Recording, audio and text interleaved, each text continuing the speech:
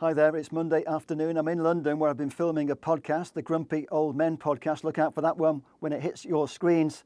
And from here I'm off to Folkestone because I'm on a road trip. I'm going to take the long scenic route to Bilbao for Wednesday night's Europa League Final between Manchester United and Spurs. And before I head off, I'm just going to leave you with this quick interview that I did with Viv Anderson and Paul Miller, contrasting views from a former Manchester United player and a former Spurs player on who they think is going to win the Europa League Final and what their hopes and anticipations are for the game ahead. Viv, 2 days before the Europa League Final, you know what it's like to be a Manchester United fan. How much do you think it means to the fans this time after such a terrible season? As you rightly say, it's been a terrible season for them and they've got something to look forward to. Chance of playing the Champions League. It's a fantastic opportunity and hopefully take it with both hands. It's hard to be optimistic based on form, but when United get to a final, sometimes you think with these big clubs, a bit like Real Madrid, they always win the Champions League. You get a feeling that when United get to a final, they're destined to win it. That's talking as a Manchester United supporter, isn't it? I'm a bit optimistic like that as well.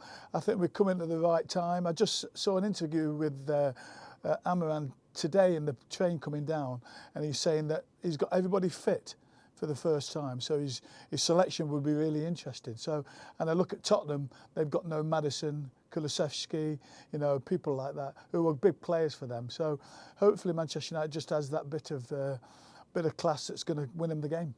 Looking at it from a Manchester United point of view, I think those two players you've mentioned are going to be big misses for Spurs, and we've got players coming back like Mason Mount, who is a Champions League winner. People forget that, don't they? Yeah, they do. Yeah, and he played just recently.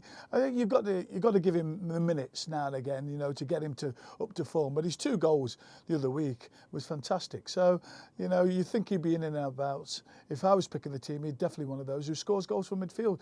I think I heard Maxi say that it's all about Fernandes, but if he plays, he scores goals as well. So. Hopefully that's the case. You've got Ahmed on the right, people like that who are on the day can be a big handful. Counting down to the Europa League Final, Manchester United against Spurs in Bilbao on Wednesday night, and today we're talking with a guy who used to play when Tottenham used to win trophies. What was it like in your day? It was fantastic. I was like every little boy was in and around at that age in the 60s growing up. Wanting to get out of the environment you lived in, and certainly where I lived in the East End, there was only 2 ways out: with sport or crime. And luckily that I was all right at football. Although some people say I brought a bit of crime into that. But I played football from an early age. It was better than boxing. It was a lot less physical. But in saying that, in the streets were good, a good place to start. And I played over Hackney Marshes and Wanstead Flats at Saturday and Sunday teams, and then school and district and county. You go up through the things. I went to Chelsea as an early age, in their academy, and then late went to lots of other academies and decided on the Spurs. So it was a great time to become a footballer, and and Spurs obviously was a prominent part of my life. I remember the first cup final I ever watched was Spurs and Chelsea in 1967, which was the first ever London derby, which Spurs beat Chelsea in. So that sort of really reminds me of that. And I'm very fortunate to have met all of that team actually as well. Unfortunately, most of them not here with us anymore. But got a lot of friends who support Spurs, and it really is planes, trains, and automobiles for a lot of people. I mean, it's not the easiest place to get to. Normally you can get on one of the cheap airlines and go, but I mean the cheap airlines are charging astronomical prices, so people are going all sorts of ways. My brother and my nephew, they're driving down. They're doing a 13-hour drive. They're with a couple of friends, and so let's share it. But people are finding every which way. People are flying to different cities in Spain and then doing the 5-6 hour drive. And obviously United have got the same, and also United and Spurs have got supporters all over the world. So you don't be surprised if people will be making a journey from Australia and South America and whatever to get there. California, I'm sure. It'll be both clubs will be well represented, and it's unfortunate only holds 51,000 or whatever, and not 150,000. I'm sure they could have filled it up 10 times over. And as both teams have been poor, it should be a cracking game. It's amazing how things have turned out. United and Spurs have had almost identical seasons. We're right at the bottom of the table together. Who do you think needs this the most? Well, we've beaten United 3 times this year, and psychologically that must be a bit of a help. Obviously, it's a different type of game, but I just fancy us. I think we're in a better state of mind at the moment than they are. I think we've got a few injuries as they have as well. I mean, as we have all season. But I fancy our back four. The keepers, there's not a lot in it between the keepers. They're both prone to mistakes. But our back four is definitely better than their back four, undoubtedly. Midfield is not a lot in it, and up front, I think we slightly edge it. I think we've got a bit more confidence. I mean, in my opinion, they've got one terrific player in Fernandes. And if it was me, I would just stick Basuma on him or someone else and make it 10 against 10, and do the thing about going back in the day when I think Bob Paisley famously told Sammy Lee to man-mark Lothar Matthäus at Bayern Munich, and if he goes to the toilet, go with him, which he did. So I would make it 10 against 10 because I think Fernandes is their main player. If we can stop him, when we stop a lot of United.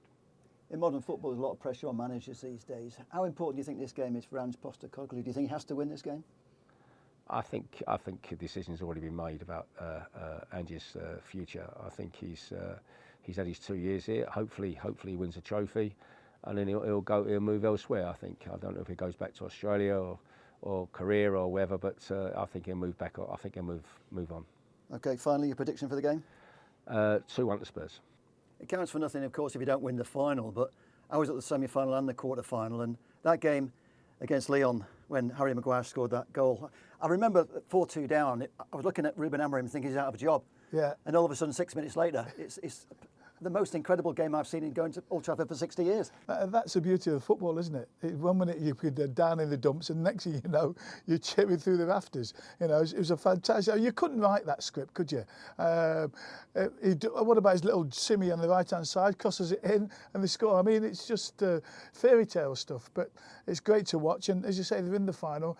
Terrible season for both teams. What, 16th and 17th in the league? Shocking. You know, here's a chance to give the supporters something to cheer about, and hopefully whoever wins goes on. And see, in the Champions League, you're going to buy. You'll be able to buy people that you won't be able to buy if you're not in the Champions League. Both clubs. So it'd be interesting. For me, football's all about winning trophies, and when we heard former Arsenal manager Arsene Wenger saying that United and Spurs don't deserve to be in the Champions League next season, but for me, whoever wins that game has had a better season than Arsenal because they won a trophy. Exactly right, and they're the rules to begin in the first place. You can't change the rules halfway through a tournament, can you? So it's there to be won, and if they win, they get in the championship, and good luck to them. So listen, fingers crossed, and you're going to say, what's my prediction? I'm going to say Manchester United just. As I say, I've heard Maxi say 2-1 Tottenham. I'm going to say 2-1 Man United. Fantastic. Just another question, because United fans looking forward to the future, and it feels like a crossroads for Manchester United. If we don't win this game, we're in deep, deep trouble, to be honest, because we probably can't afford to buy the players that we need. How important do you think this is for Ruben Amorim? Do you think that he can succeed if he's given the time at Old Trafford? I think you've got to the stage now where you can't keep on sacking managers. I heard that Ten Hag got 11 million. You know, so you can't keep financially. You just can't keep on doing that. He's young. He's got quite enthusiastic. He talks very well.